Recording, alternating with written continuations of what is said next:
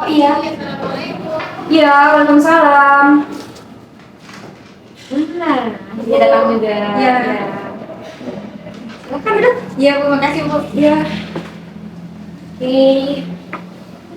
Deva ya? Iya Bu. Oke, Bu berarti bukan. Deva habis dari mana nih? Biasa Bu, dari luar, anak muda. Jalan-jalan dulu. Iya Bu. Oh, udah nggak apa-apa. Deva gimana nih kabarnya? Alhamdulillah Bu, baik. Oke. Tapi ada sedikit kurang baik sih Bu. Oh, oke. Ada kesini kan? Iya. Deva, minum dulu deh. Minum dulu. Iya Bu. Makasih Bu. Ya. Deva, ibu sudah dengar ya? Deva itu kelas 3 SMA yang sekarang tuh lagi persiapin ujian ya? Iya. Oke, Deva sebelumnya ibu nanya nih, Deva pernah ikut konseling nggak? Sebelumnya nggak pernah sih Bu. Nggak pernah, Oh, ini nggak. pertama kalinya. Oh, sama ibu pertama kali? Iya, sama Ibu. Oke. Tahu nggak sebelumnya apa itu konseling? Tahu sih Bu, sedikit kayak kita diberikan bantuan gitu untuk menyelesaikan permasalahan. Saya kayak sekarang Deva ini datang ke Ibu gitu untuk bisa mendapatkan bantuan dari Ibu.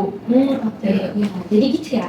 Proses konseling itu adalah proses pemberian bantuan dari konselor pada konseli. Deva jadi konseli ibu jadi konselornya gitu ya. Nanti ibu bakal bantu Deva untuk menyelesaikan masalah Deva gitu. Jadi kan Deva kesini bawa masalah nih. Ya. Kira-kira ada keraguan tidak untuk menceritakan masalahnya? Kalau ke Ibu pribadi sih nggak ada gitu. Karena Ibu kan profesional di sini kan. Nah, tapi kalau untuk di luar mungkin masih ada keraguan gitu Bu. Oh, sebelumnya pernah berusaha bercerita dengan temannya? Iya, ya Bu. Jadi kayak tapi masih menyimpan rasa ragu gitu Bu untuk ceritain semuanya gitu. Makanya Deva kesini. Oke. Jadi di sini kita akan dilindungi oleh beberapa asas konseling. Dalam konseling, jadi di konseling itu ada beberapa asasnya. Itu asas pertama itu adalah asas kerahasiaan. Rahasia Deva tidak akan keluar dari ruangan ini. Jadi kita aja yang tahu gitu. Jadi Deva menceritakan masalahnya, ibu tidak boleh menceritakan masalah Deva kepada orang lain gitu ya. Jadi tenang aja, jadi nggak akan tersebar masalahnya ya. Iya. Oke, lalu yang kedua itu ada asas kesukaraan. Deva kesini dipaksa atau dengan sendiri, mohon sendiri? Sendiri Bu. Semua sendiri ya? Iya, Nah, sendiri. itu konseling itu begitu. Jadi tanpa ada paksaan dari pihak manapun, baik itu dari orang tua, teman, mungkin gitu ya. Iya. Jadi tidak boleh ada paksaan. Jadi kita dengan secara sadar datang kepada konselor, gitu ya. Lalu yang terakhir itu adalah asas keterbukaan.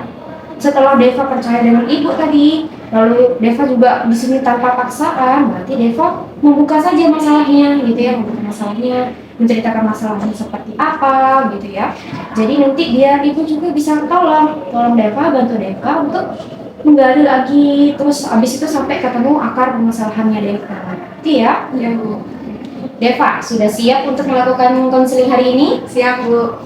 Siap? Oke, Ya. mari kita mulai sesi konseling ini dengan sama-sama baca basmalah.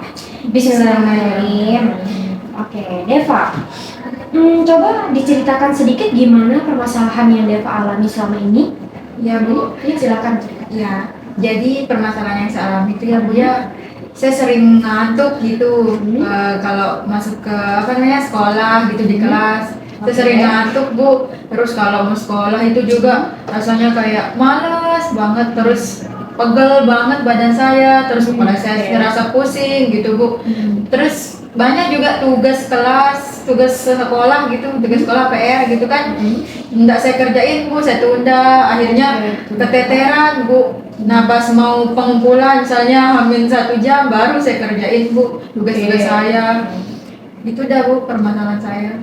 Gitu ya. Ya. Nanti Deva ini pas masuk sekolah itu ngantuk gitu ya. Iya. Ngantuk. Jadi nggak dengeran tuh penjelasan dari gurunya. Iya. Jadi Deva juga nggak bisa mengerjakan tugasnya di rumah gitu ya, PR-nya. Oke, Deva nih. Selama ini Deva kesibukannya apa sih sebenarnya di rumah? Sebenarnya nggak ada kesibukan sih Bu ya, karena di rumah itu juga ada asisten gitu, asisten rumah tangga gitu Bu ya. Jadinya jadinya Deva kayak kalau nggak ngapa-ngapain tuh cuma main HP aja Bu, nyekrol TikTok gitu, terus Instagram, buka Instagram, pokoknya tentang media sosial lah Bu, Deva buka gitu.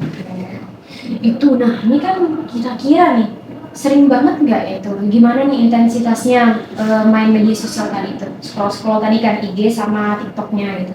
Berapa lama kira-kira?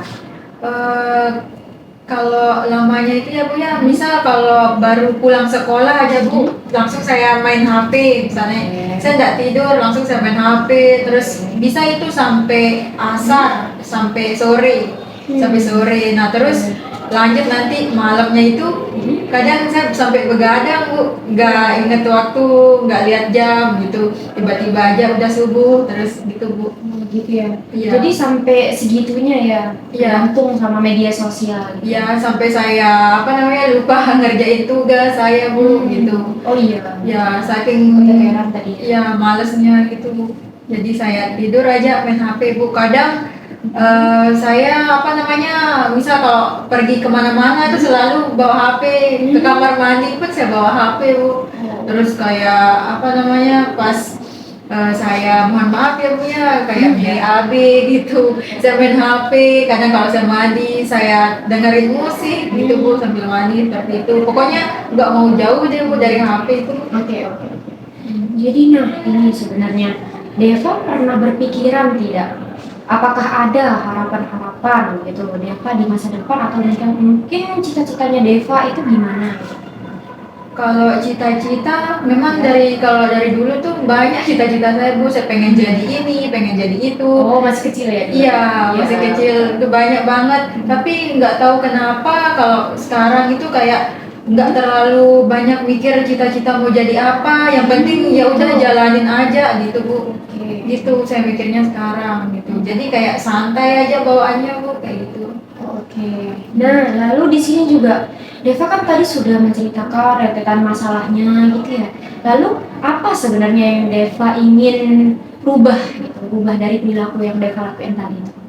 Tujuan saya sih Bu, pengen saya rubah itu adalah gimana cara saya melawan rasa malas saya, terus gimana cara saya biar saya nggak terlalu ketergantungan sama media sosial. Terus sama saya pengen juga kayak teman-teman saya gitu bisa ngerjain tugas tepat waktu gitu Bu. Nah itu sih Bu pengen saya rubah. Oke Deva, lalu di sini Deva ini kita berpikir lagi ya, berpikir perkiraan ini. Apa yang akan terjadi pada Deva apabila jika Deva terus melakukan hal-hal yang tadi itu, scroll IG, TikTok tadi itu.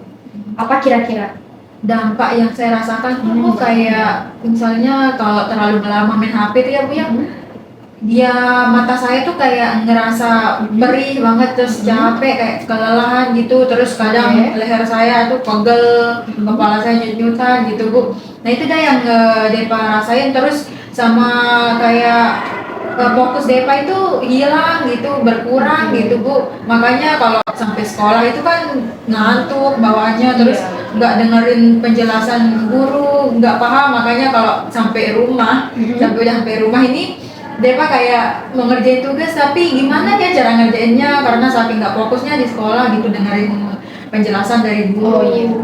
Jadi makanya lari ke media sosial tadi. Iya. Oke, Deva.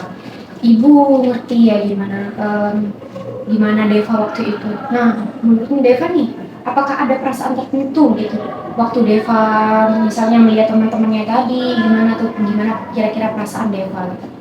Perasaan saya sih jengkel ya Bu ya. Kenapa saya punya rasa males itu, kenapa dia kayak tiba-tiba datang setiap saya mau ngerjain tugas, tiba-tiba datang kayak nggak usah dia ngerjain kayak gitu tuh Bu.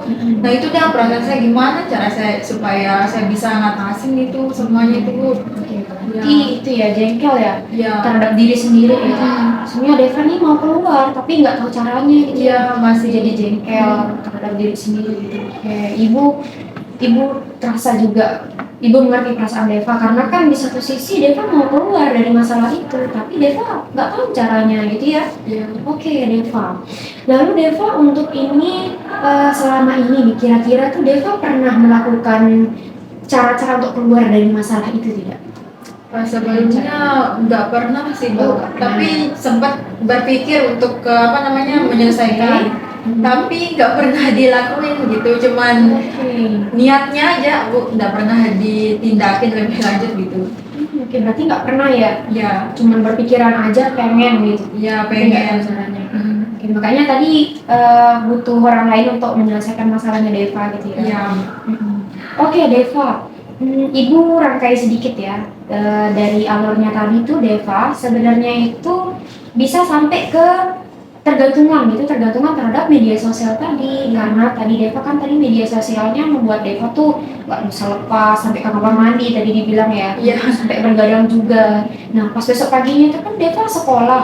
Nah itu karena tadi malam tuh begadang, jadi pas di sekolah tuh lemas gitu ya, nggak dengar penjelasan gurunya. Nah itu yang membuat Deva tidak fokus dalam mengerjakan tugas juga karena nggak ngerti kan. Deva Iya. juga nggak ngerti di kelas kan. Nah, jadi gitu. Oke, Deva, menurut Ibu nih, kita bisa menggunakan satu teknik. Ya, teknik ini namanya teknik modeling. Dalam konseling itu namanya teknik modeling.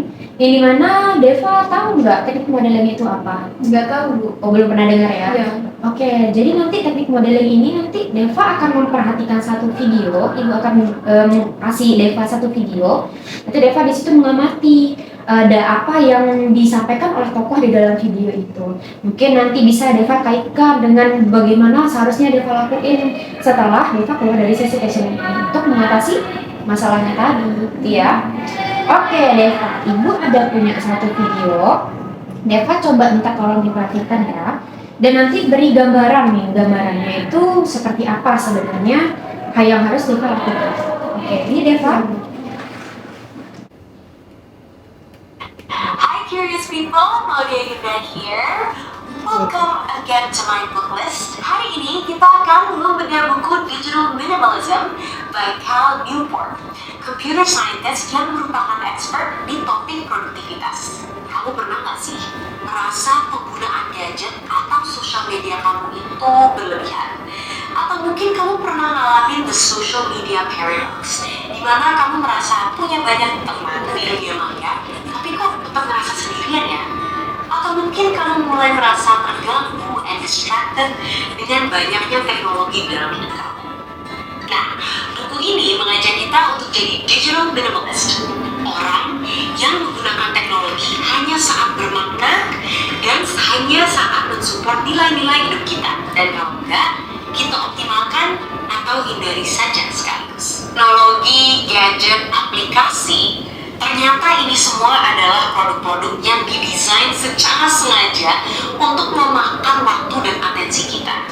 Jadi bayangin, berapa banyak waktu kamu yang hilang untuk melakukan hal-hal yang kurang berarti. Pada saat kita merasakan dorongan untuk main HP dan sebagainya, penulisnya bilang, isi waktu itu dengan aktivitas berkualitas tinggi seperti membaca buku, olahraga, atau aktivitas lain pilihan kamu. Setiap kamu membuka sebuah aplikasi, tanya dulu kepada diri kamu, apakah ini cara yang terbaik untuk menghabiskan waktu yang juga selaras dengan values hidup kamu? Dan gimana ya caranya menggunakannya supaya nggak rugi waktu? Dengan melakukan tips ini, kita memastikan bahwa teknologi atau apapun itu menambahkan nilai ke dalam hidup kita. Ada chapter di mana penulisnya membahas konsep di mana manusia itu sudah kehilangan kesendirian. Keadaan di mana kita hampir nggak pernah menghabiskan waktu sendirian dengan pikiran kita sendiri. Jadi seringkali nih ketika sendirian atau bosen, orang tuh malah milih aktivitas rekreasi yang berkualitas rendah, kayak main game, cek-cek message dari teman-teman, scrolling tanpa berpikir. Ini adalah jenis kegiatan yang dapat dianggap bernilai rendah karena tidak memiliki niat atau intention. Nah, kita harus hindari ini dengan mencari kesendirian. Untuk melatih ini, penulisnya bikin recommendation untuk memulai dengan meninggalkan smartphone kamu di rumah, misalnya jalan-jalan jauh atau journaling. Or as we discussed earlier, kita bisa isi waktu luang itu dengan kegiatan berkualitas tinggi yang berkontribusi pada kesejahteraan kita, kepuasan kita, dan juga kegembiraan batin. Mungkin juga kita harus membuat to-do list untuk waktu luang kita, di mana kita memprioritaskan aktivitas yang menuntut daripada konsumsi pasif, seperti yang menggunakan keterampilan untuk menghasilkan hal-hal yang berharga di dunia fisik. atau melakukan aktivitas yang membutuhkan interaksi sosial dunia nyata yang lebih tersentuh juga. And so what? Aku membaca buku ini lumayan merasa tersindir sih, karena kadang aku relate dengan observasi yang dibahas di buku ini, bahwa kalau main sosmed atau scrolling itu kadang-kadang terasa otomatis, dan kadang aku nggak sadar kalau misalnya waktu tuh udah berlalu begitu aja. Dan kalau di-compare pada saat waktu aku kecil, sebelum ada semua gadget, teknologi, sosmed, aku tuh merasa waktu aku lebih terisi dengan hal-hal yang memperkaya hidup aku. Seperti belajar skill baru, aku les gitar, piano, baca buku, dan lain-lain. Jadi setelah baca buku ini, aku merasa punya semangat baru untuk memberi ruang lebih banyak untuk aktivitas yang berkualitas tinggi, dan juga waktu kesendirian tadi yang berharga banget buat aku. Oke Deva, kita sudah menonton videonya tadi ya. Nah, ini menurut Deva nih, apakah ada penyelesaian yang Deva, misalnya ini kan tadi nonton video tuh banyak banget ya, sampai berapa menit tadi, kayak 6 menit ya? Ya. Itu tuh bisa Deva gambarin nih, apa saja makna-makna yang ada di dalam video itu? Ya Bu, Deva dapat mana sih gambaran sedikit dari Bu ya? Ya. Ternyata apa yang Deva lakukan selama ini salah gitu ya Bu ya, nyanyiin waktu gitu. Sama terlalu banyak fokus ke handphone gitu Bu ya. Seharusnya yang Deva lakuin yang seperti tadi tuh kayak bisa mengontrol atau manajemen waktu buat Deva sendiri gitu, kayak nggak mesti harus handphone aja gitu kan. Jadi kita kayak harus nyari aktivitas-aktivitas lain di luar, misal aktivitas kayak baca buku, kumpul sama teman-teman gitu, terus kayak pergi jalan-jalan atau olahraga gitu. Seperti itu sih Bu yang saya tangkap tadi untuk memotivasi Deva gitu. Jadi nggak terlalu kita ketergantungan jadinya sama handphone gitu. Apalagi kita bisa nanti kalau semisal kita mau ngerjain tugas tuh Bu ya, kan kita bisa sama teman-teman nanti. Iya, betul. Seperti itu biar nggak terlalu Bu terpaku pada HP gitu. Jadi nggak kerasa rasa malesnya gitu buat ngerjain tugas. Oke, berarti memang nih HP ini bahaya ya? Iya. Bagi media sosial ya? Iya, bikin manja rasanya Bu. Iya, betul. Jadi Deva harus hari ini tuh ya. Nah, sekarang Ibu mau nanya sekarang nih, kapan mau mulai untuk melaksanakan tadi yang Deva bilang tadi tuh? Kapan kira-kira? Sekarang sih Bu, kalau bisa sekarang. Oh, sekarang? Iya. Oke. Berarti selesai dari sesi konseling ini, Deva udah bertekad ya untuk melakukan lagi untuk yang Deva sebutin tadi itu.